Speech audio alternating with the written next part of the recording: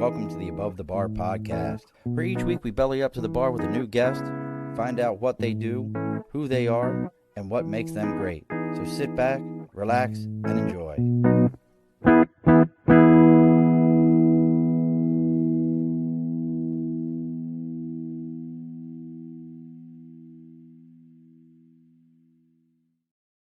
Alrighty, folks, welcome back to the Above the Bar podcast. It's your host, Sean. We have bellied up on this first Wednesday in September 4th, being brought to you, not brought to you by, I don't know what the hell I was about to say that. I've never said that one day in my life. You know, I'm probably a little nervous. You know, the man in black, Steven Seagal's illegitimate child, as I said earlier. Is it Pennsylvania or New Jersey you're from? Which one is it? Pennsylvania. Pennsylvania. You know, he's got all the adjectives that I could think of, but at the same time, he knows the death touch. The seven deadly points that if he contacted them in your body, you would just die. And I always jack his last name up, so I'm going to jack it up again.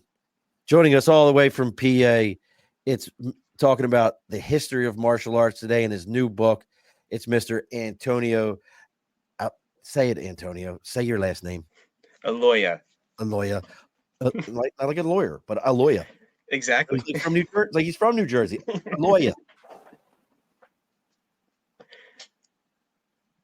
I just realized that it's like way easier to think about it that way.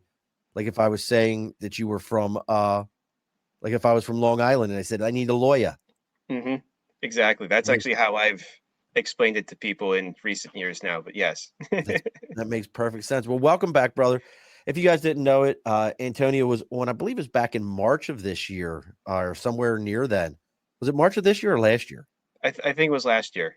Okay, so March of last year, and we talked about his book on the history of Aikido. If anybody who knows me knows I studied Aikido for 3 years, really enjoyed it. To me, it is the best of all the martial arts. Are you frozen, Antonio? I think he froze on me.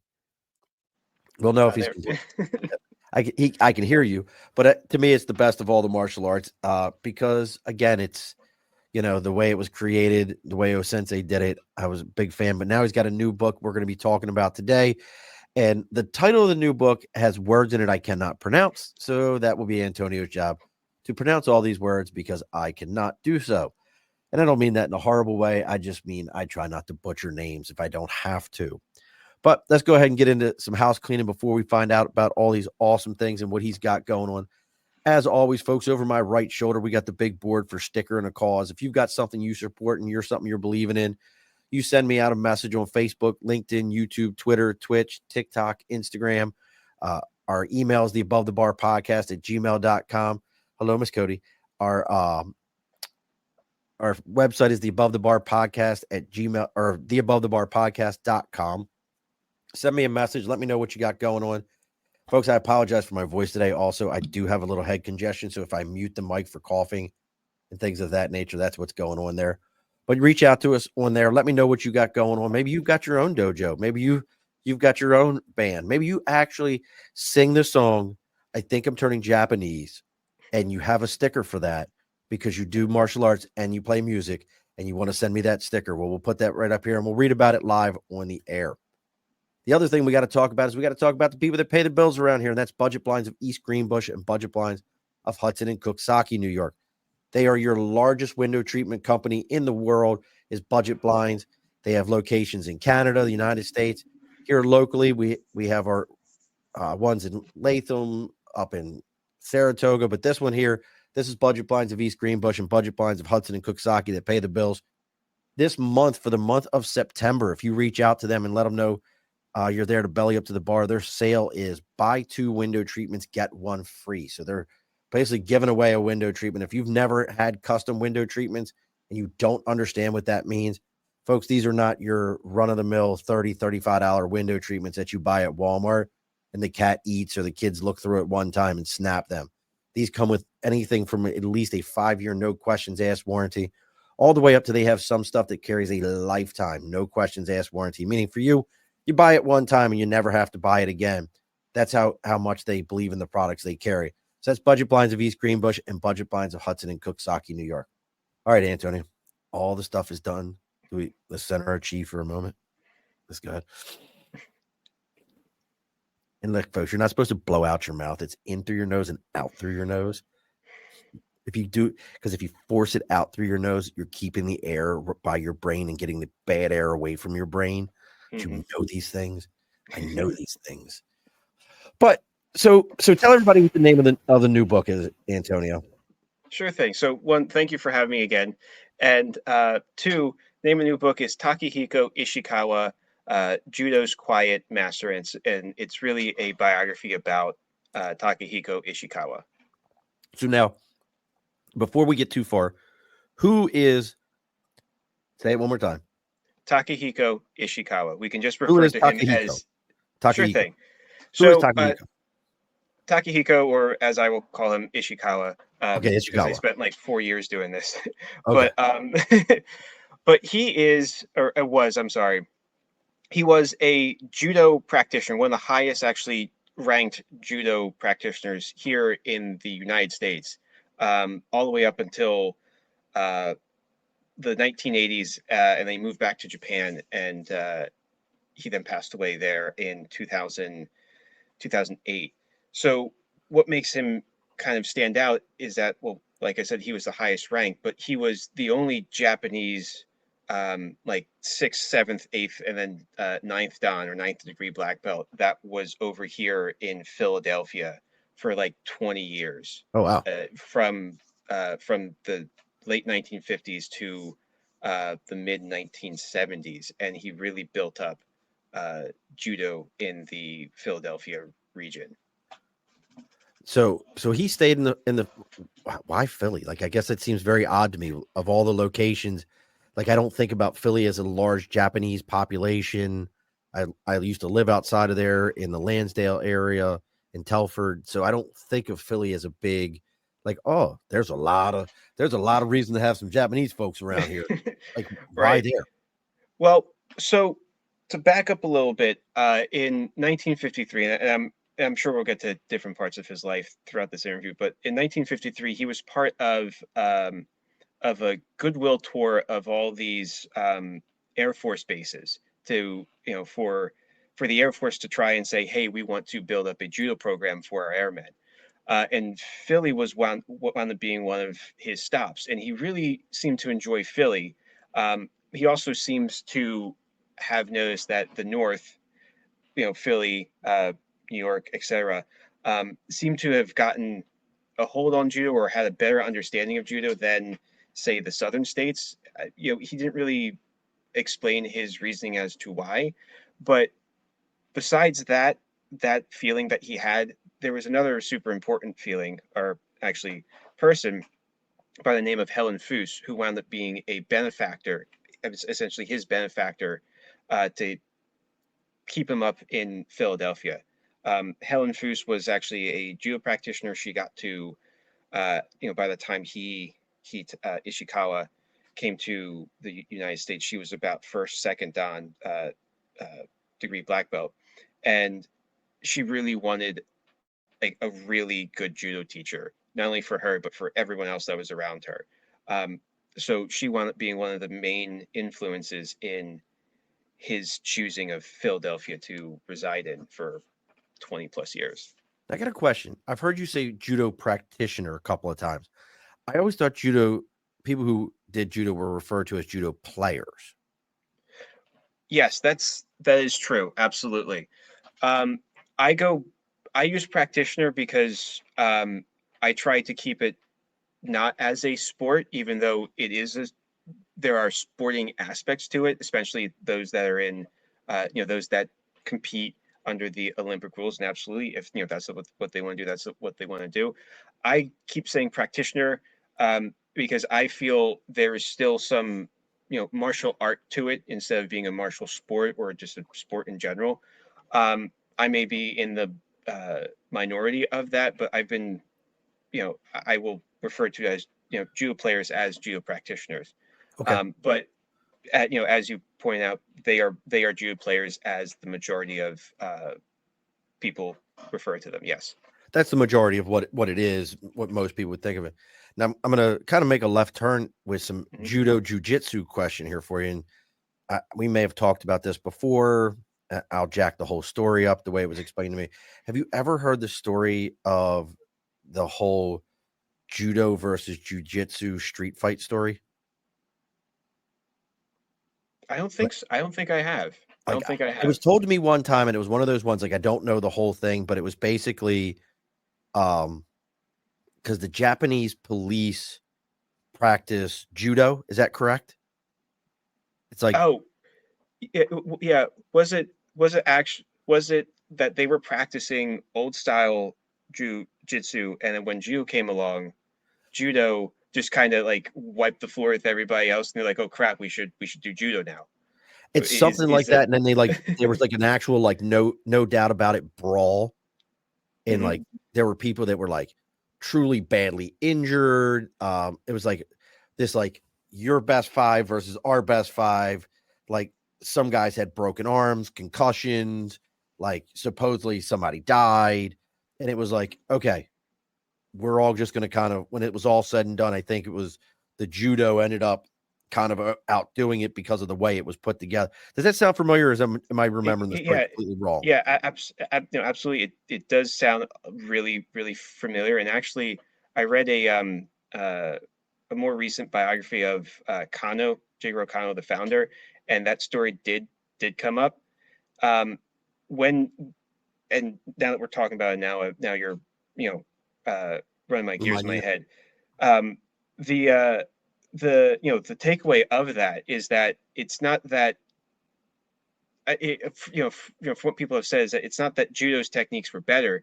It's just the way that judo was practiced. Judo had the aspect of randori, or testing each other out with the moves and everything. As while the older style jujitsu didn't really have that sort of structure, and how excuse me how Kano came to that. I don't think that biography even really kind of um, touched upon how he figured out how to do randori without people dying or get Right, or without getting injured. cracking somebody's arm in half and Yeah, exactly.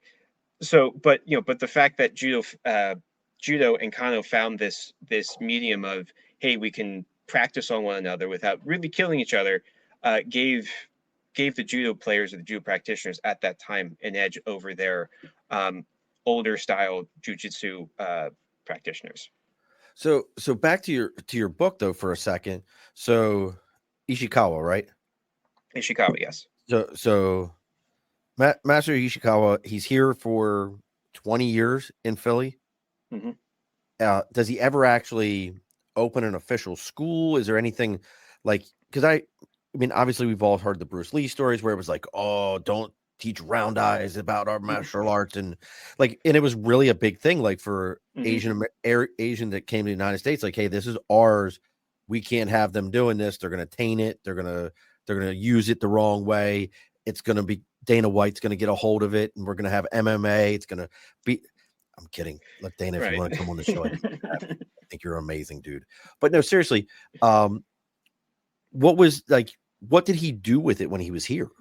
Yeah, sure. So he did wound up opening a judo school. It was called the Ishikawa Judo Club.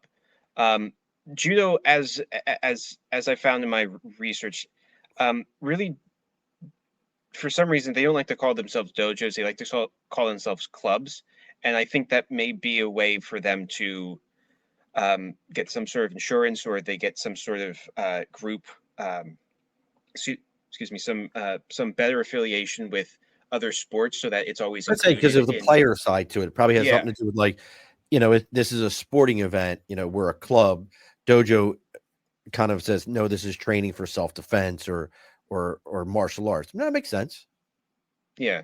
So judo, not only, I mean, sorry, Ishikawa, not only him used club, but everybody else used judo club here, judo club there.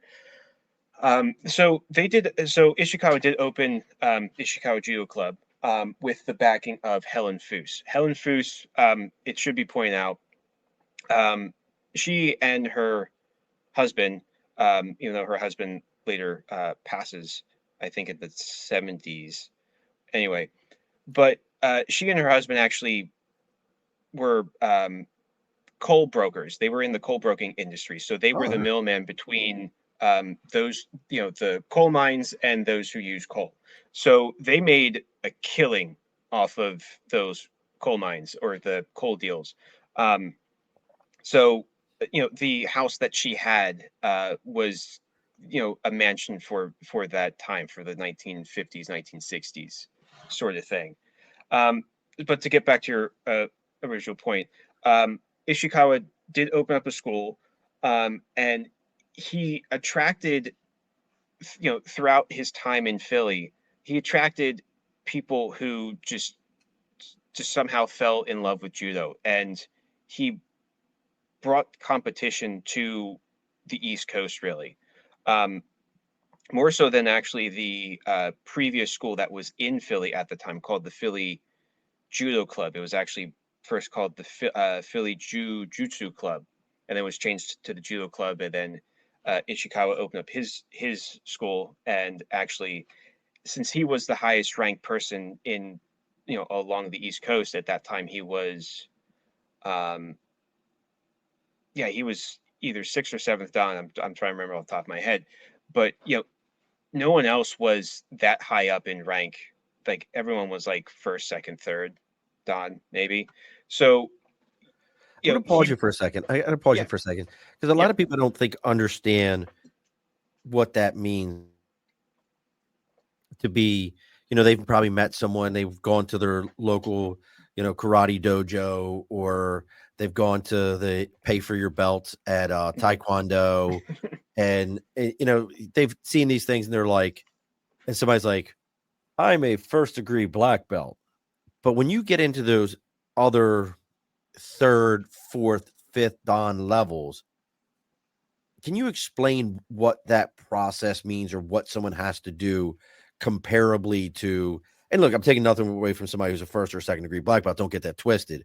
Mhm. But we're talking the difference here in, well, my buddy is a major or a colonel compared to, yeah, my buddy is a 1 star or 2 star general. Like there is a big world of difference in those two. Yes, they're both officers. Yes, they're all black belts, but there is a difference in that. Can you explain to people what that means real quick before you go? Yeah, Because we're absolutely. saying it, and I don't want people to be confused by it. No, absolutely. So think of like your first dan, your first degree black belt, as you getting your high school diploma. You've gone through the curriculum. You've gotten to the point where it's like, hey, everything's passing. Everything you're doing right now is passing. It's good. Um, you can kind of consider, um, you know, second, third, fourth, even though some people have a different opinion on fourth. But those next three levels are getting getting your undergrad. You put in a little bit more work, um, and you're doing things higher than a high school student would be doing.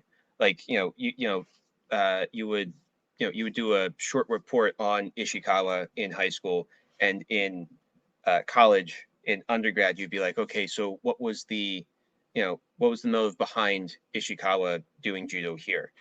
And then fourth, fifth, sixth, they're like your grad school, but doing your masters. And again, every field's master is, or field's master's degree program is varying level of difficulty. But the fact of that matter is that you're really getting into the field of how does judo affect, how did judo affect Ishikawa, but then how did judo affect everybody else that was around Ishikawa. You're getting deeper and deeper into, again, I'm using academia as an Right. No, it example, but makes sense. and then I said and then anything above sixth dan or sixth degree black belt, you could say that is getting your PhD, and you're like you're dropped in the deep end, and you're sucking it all in. Um, others may have a different way of leveling those things out, leveling those grades out into high school, Right. college, etc.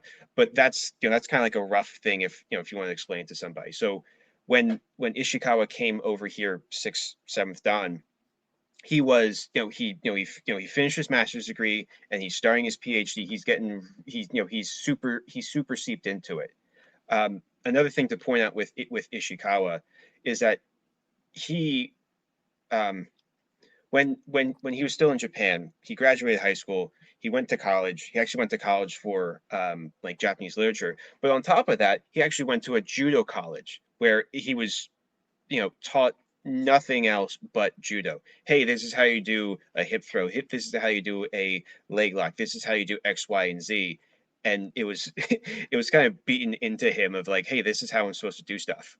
So when he came over here, and again, I'm like repeating myself, but at that time in like 1956, when he finally came over here, or 1958, I'm sorry, when he finally came over here, he knew his stuff, and nobody else was even at, like, no one else could hold a candle to him.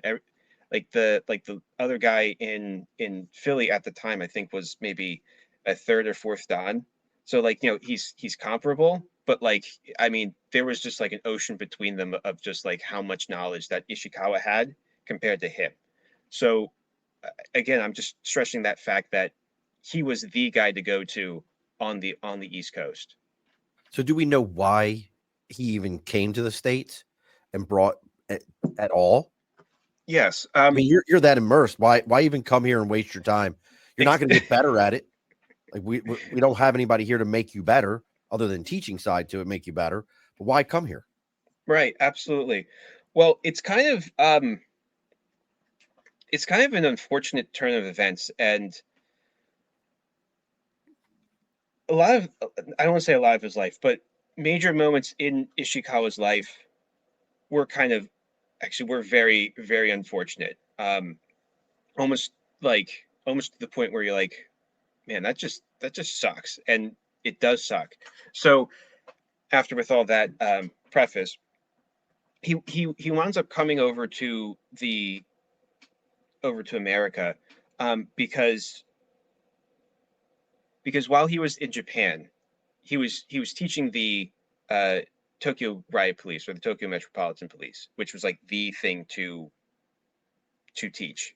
That was like the highest thing that you could do as a judo instructor. His brother wants to go into the lumber industry, and he needs some financial backers. Ishikawa says, I will back you." He doesn't have all the money, but because, however, financial things are set up in Japan, the Tokyo Police Department kind of fronts him that money. Unfortunately, his brother's business venture goes sideways. All the money's lost. So Ishikawa has to pay back the has to pay back The loan. the sorry.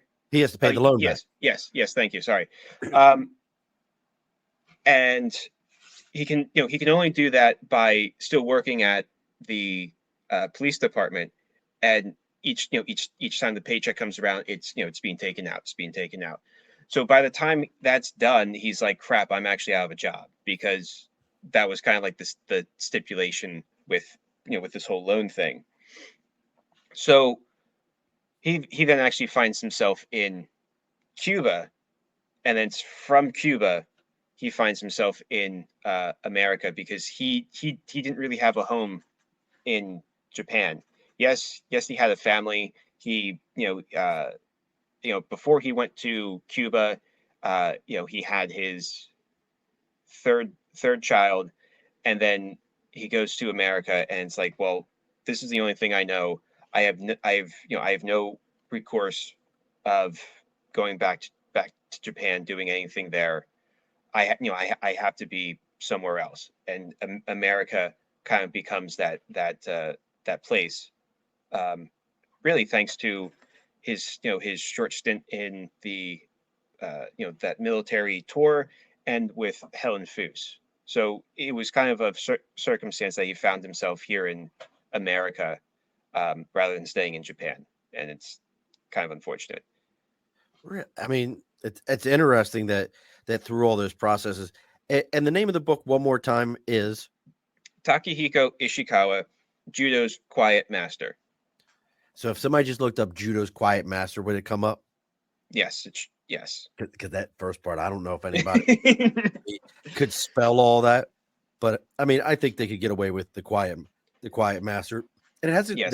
it has a great ring to it. Also, I got to tell you, of like this shit could definitely be like some kind of a martial arts movie.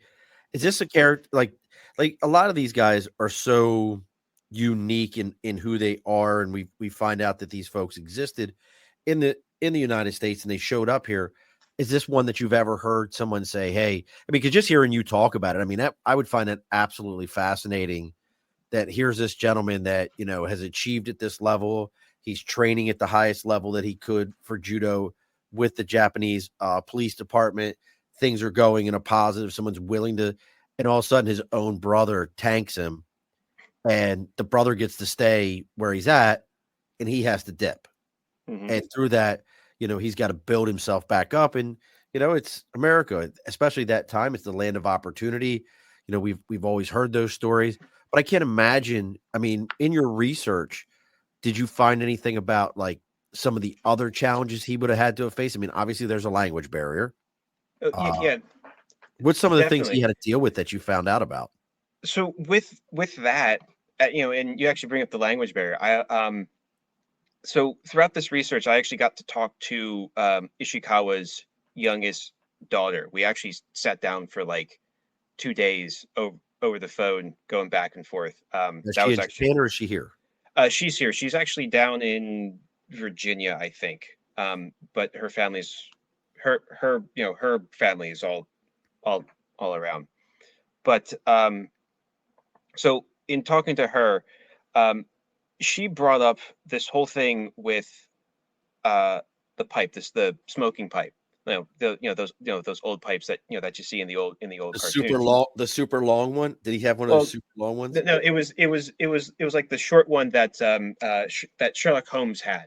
Like Okay, yeah. I got you. So um, according to her, he didn't speak that well of English, and if he did, it was kind of like in small chunks and loud and of course, if you had if you're speaking a different language, you will have an accent. So there's all this stuff that he felt uncomfortable with. So with the language aspect and with the pipe, he explained it to her that with the pipe, you can stick it in your mouth when a person's saying something, and you can be like, being lost in thought, and not have to say anything. Like it was a barrier between him and whoever else he was talking with. Because he's like, well, I don't want to make myself look like a fool because I don't know the right English. What's funny though is that one of his students, when I interviewed him, interviewed the student, he said that Ishikawa knew like 3 or 4 different languages, and I'm like, that doesn't match up. But everyone remembers differently.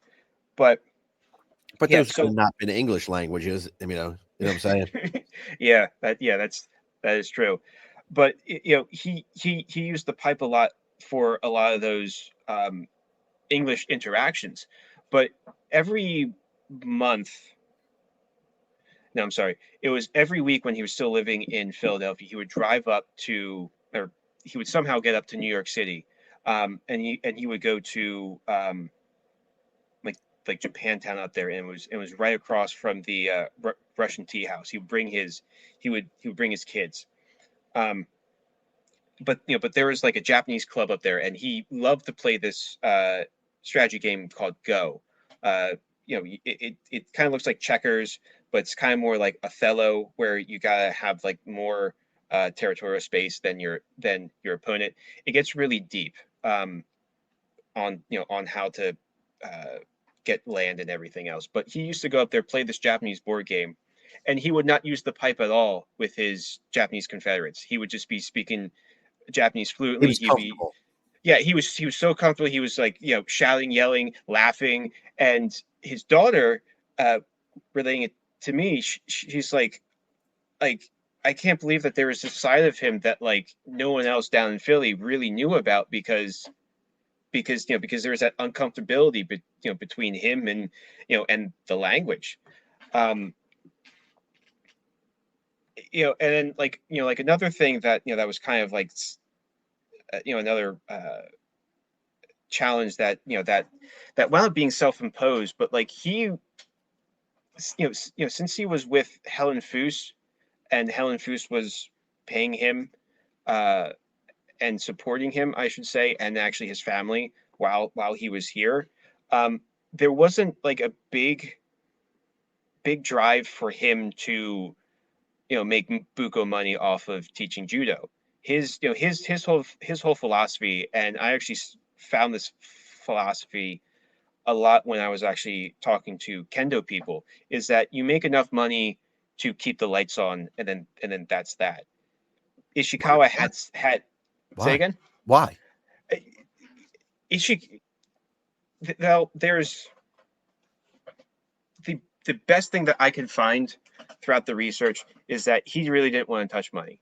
Um, you can go back into Japanese history, that and like the later part of the Edo period, samurai didn't want to touch money. So it could just be a cultural thing coming down through the ages, or it could just be that he made financial mistakes in the past and he doesn't want to Got handle no. Either money. one of them Hence, makes perfect sense. Yeah.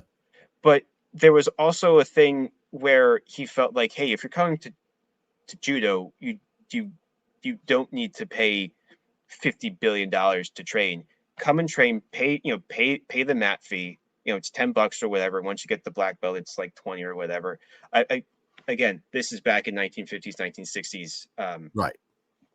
money. But he was just like, come and train. I just want to teach. This is my thing. I'm going to teach. And probably because he had Foos to back him up financially and everything else, I guess he didn't feel a need to. But then, like I said before, it felt like it was his job, his duty to go out and teach, and being paid for it wasn't part of his plan. I just find this all fascinating. And look, folks, if you're just joining us and checking out what Antonio's got going on, he also is you're the editor and the creator. Like, what's all the, because it's martial arts yesterday, today, and tomorrow. It MAYTT TT. dot com is the website also, right? Hmm. So now, how did all these things tie together with writing the book? And say the name of the book again, because I'm gonna mess it up. Takehiko Ishikawa, Judo's Quiet Master. Judo's Quiet Master. How did the two of them come together? Because you studied Aikido.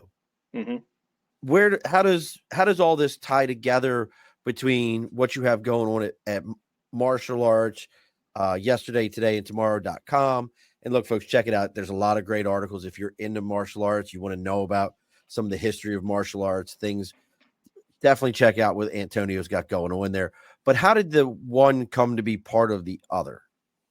Sure thing. So what's funny is that the is one actually really influenced the other. So when I started researching my initial research on the Aikido book, Aikido Comes to America, shameless plug. Hey, Um, plug that book. That is a great book, folks. That is such a great book, in my opinion. well, Did I get it well, right? thank you for Did I get that right? yeah, MAYTT.com. Yeah. yep, that's good.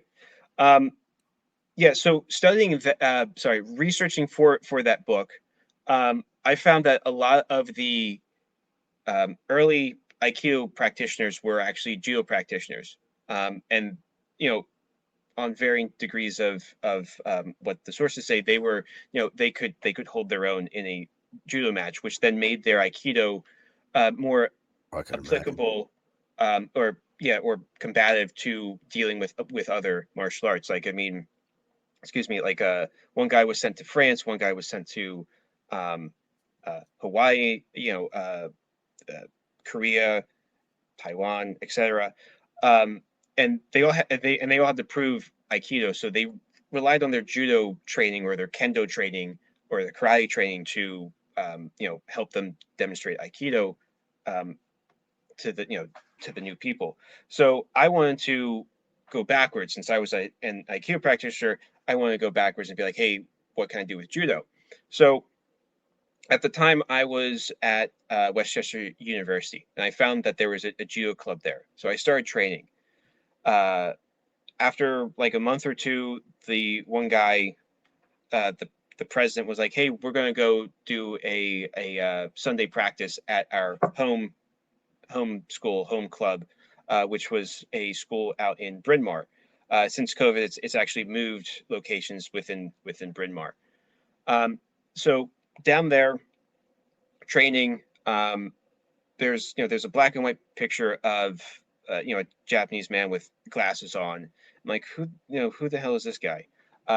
Because like no one's saying anything. It's not until like the fourth or fifth time that I'm there that I'm like, hey, who's that guy up there?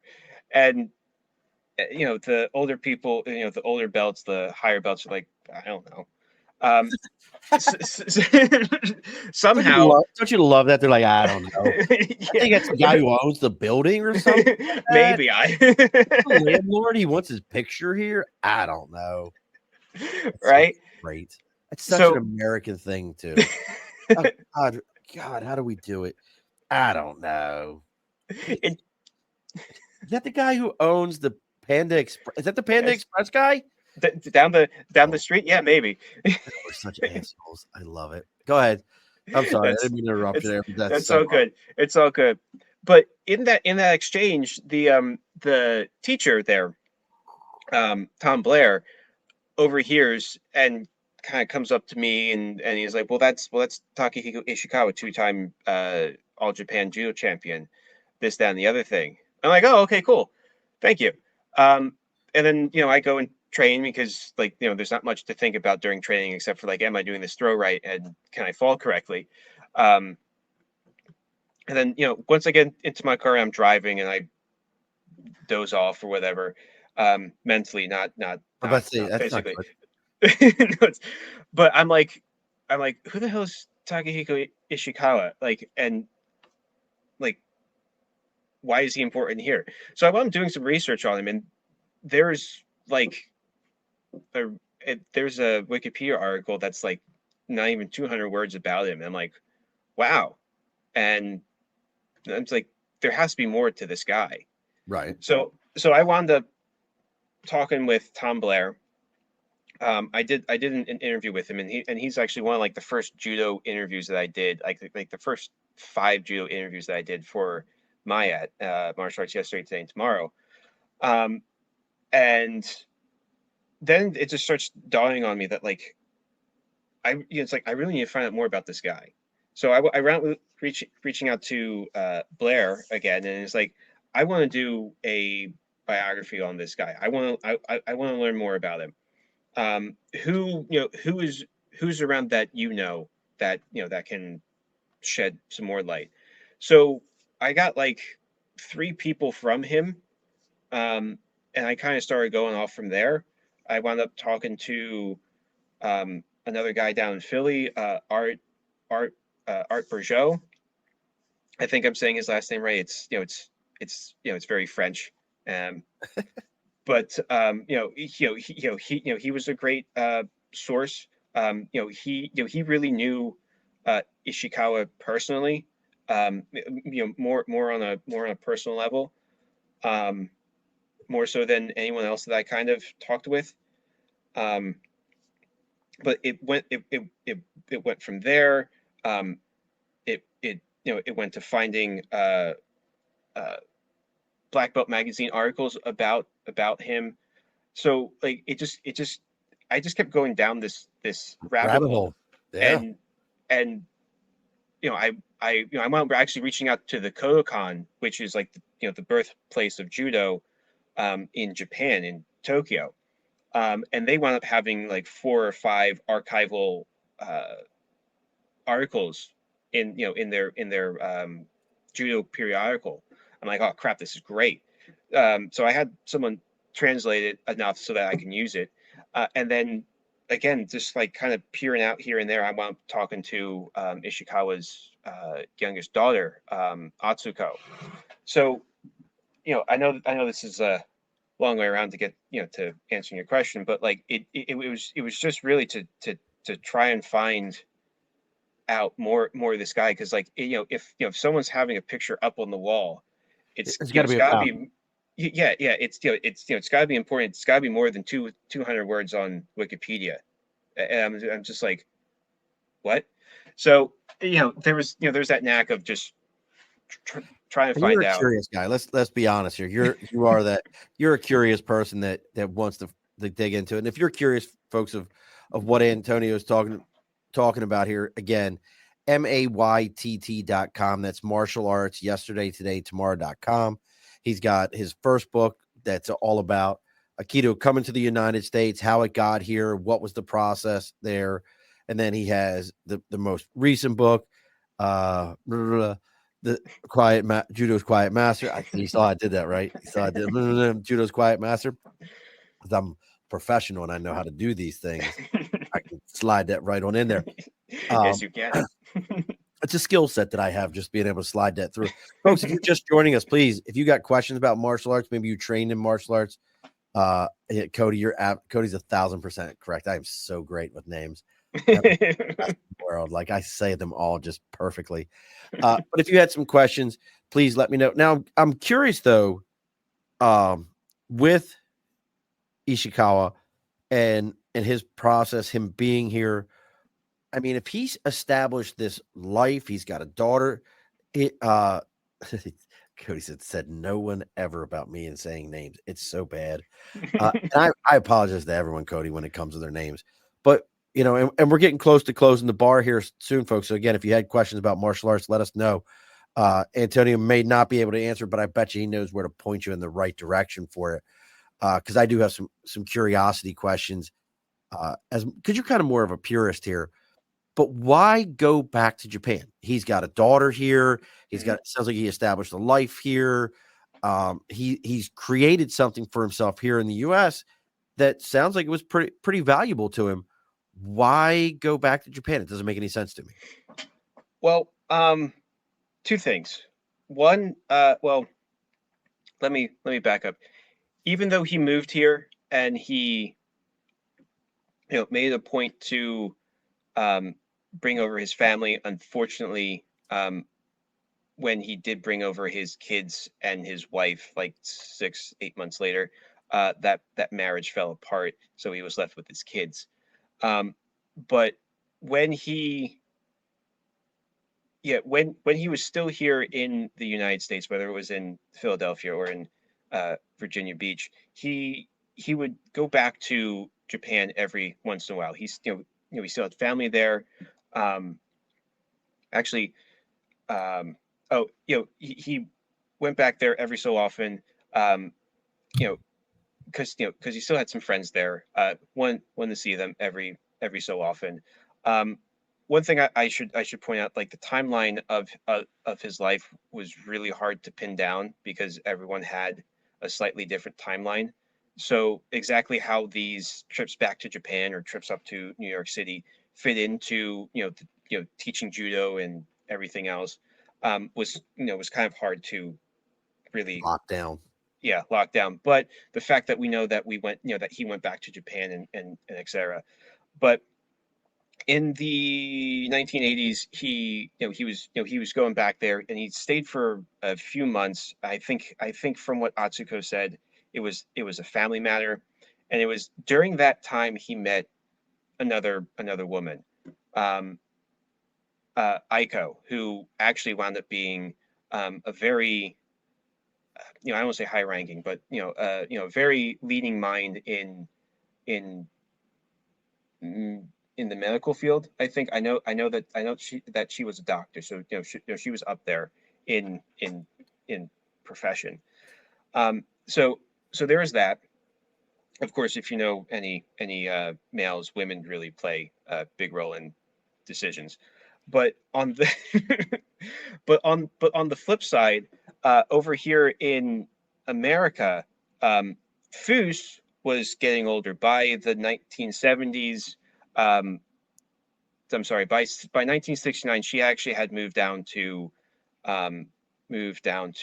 Virginia Beach, and at that point, she actually had adopted Ishikawa's children. Oh, that makes sense then. So so uh, Fus Fus was getting older. She had kids of her own, and the eldest son wanted to have more to do with the company than his mother. Um, to to put this generally, there was internal fighting, which basically led Foos being put into a nursing home. Oh shit. Yeah, but from what Achiko swore, is that she was still all there 95% of the time in the head.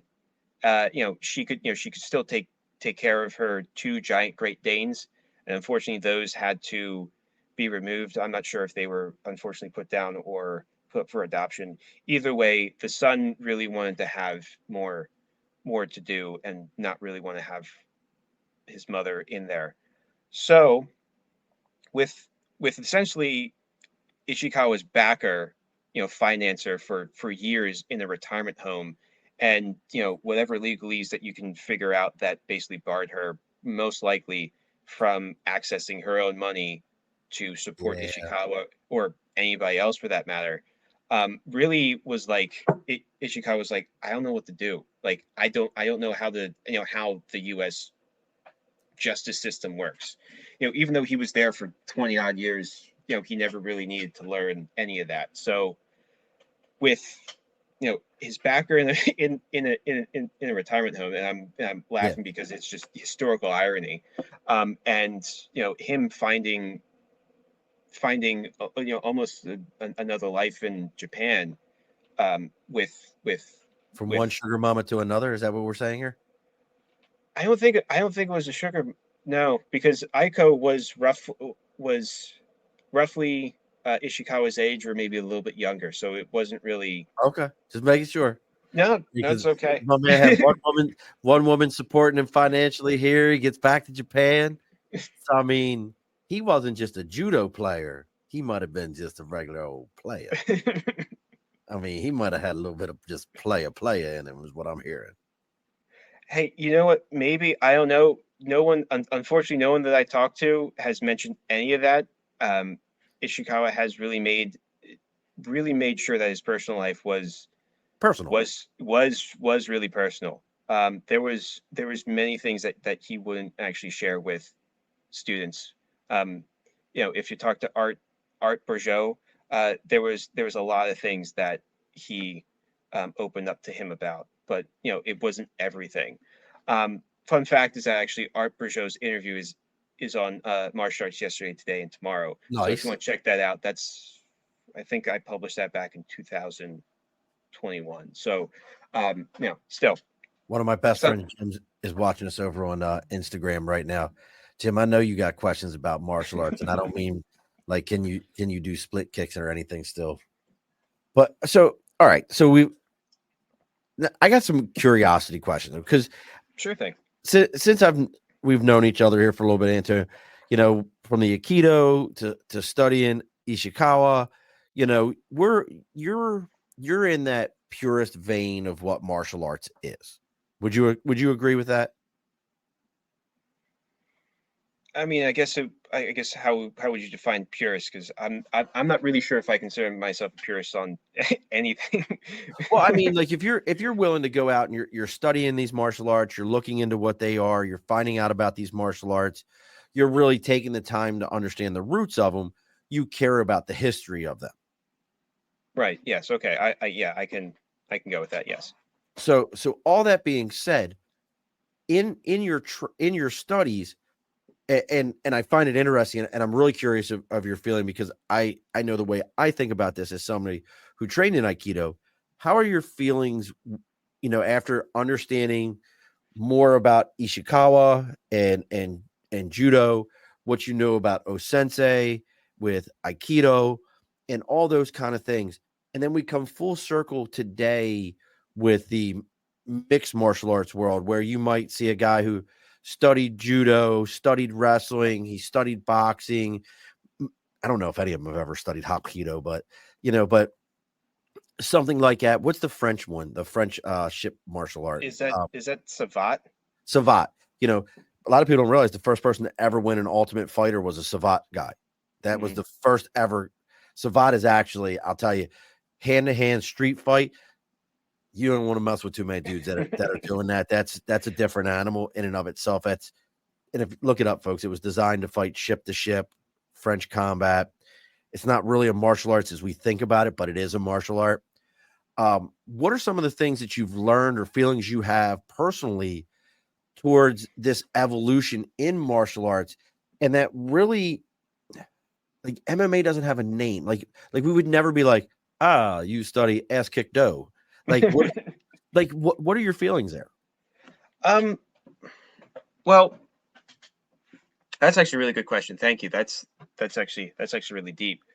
So Thank you. I think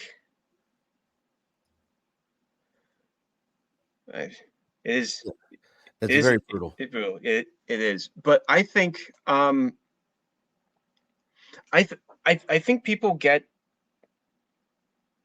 I think people forget that if you were in the military, or which is where a lot of these martial arts stem from in one shape or another, no matter how watered down it may be, it can still find its roots back to the Combat.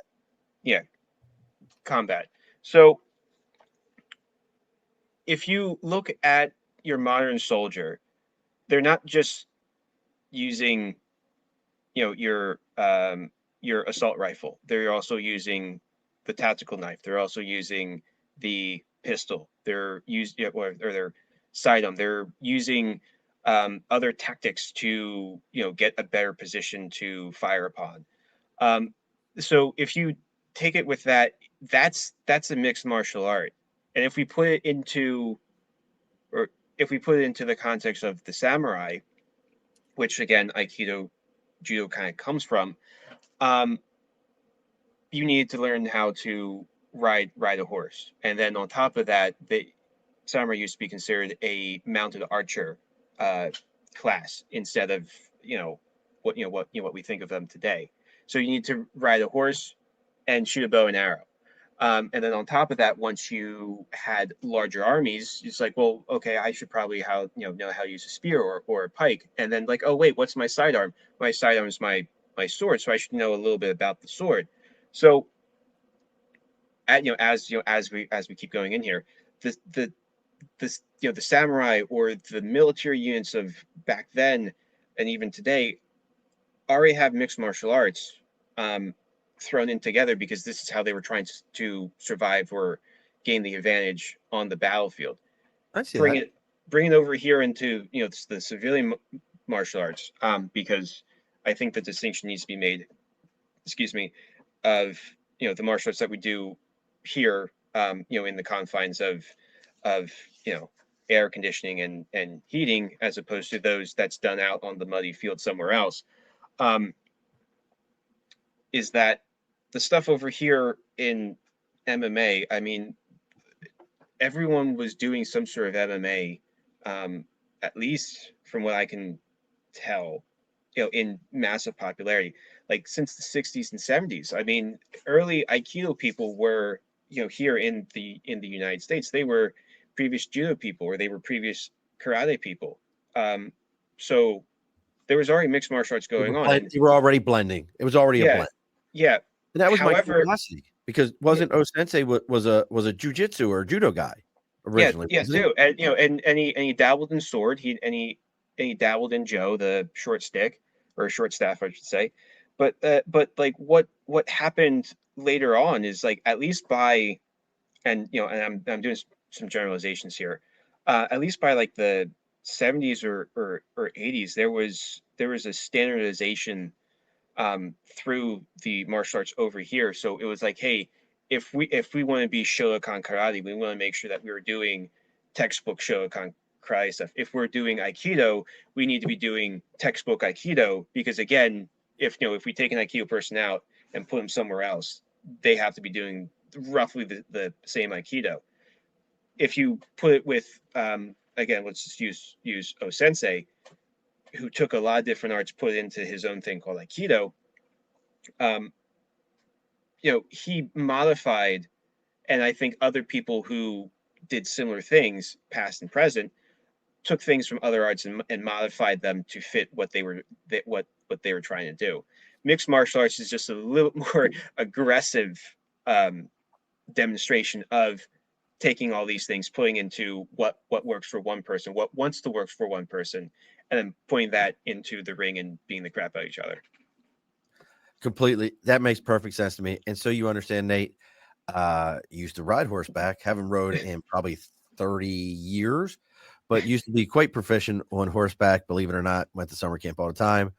And I can't see you ever studying Shotokan. I would like you and me one day, we'll go, I'll do Aikido, you do Shotokan. We'll see what we end up with. But I'm a dirty fighter. I used to study. My dojo was right up in Lansdale, and it was called 17 Ryu. And the idea was our symbol was a cactus, because the idea was anytime someone touches you, it should hurt them, just like a cactus. They should hurt for touching you. And I loved it. I studied that for a long time. Enjoyed it a lot. So look, folks, as I've said many times, Antonio's got his book about the history of Aikido coming to the United States. He's got his new book, the Judo the Silent. I'm telling you, bro, I'm just going to butcher the names. It's just easier this way. Judo Silent Master. He's going to say the names of them all correctly here in a moment. But you can find everything he's got on his website, MAYTT.com. That stands for Martial Arts Yesterday, Today, and Tomorrow.com. He writes articles on martial arts. He writes different stories on it.